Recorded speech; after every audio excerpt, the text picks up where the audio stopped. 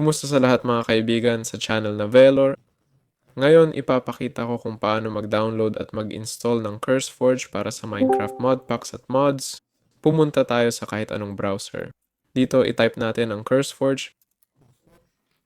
I-download natin ang CurseForge app. I-download ng walang overwolf, ha? I-save, tapos buksan. Maghintay tayo.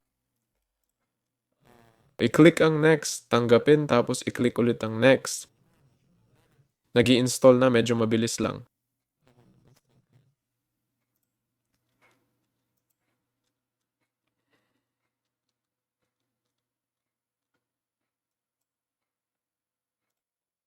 I-click ang no thanks. Agad-agad, naghahanap na ito ng libraries at kadalasan automatic na nakikita ang Minecraft. Tingnan nyo, agad na nakita ang Minecraft ko. Ito ang laro ko. Kung wala, pwede tayong magdagdag ng laro, di ba? I-scan ang computer para sa mga laro o idagdag lang ang path sa Minecraft. Tapos, dito i-click natin ang Create Mod Pack. O pwede ring humanap ng ready-made mod packs dito, tapos i-install at laruin kasama ko, si Velor. Paalam sa lahat.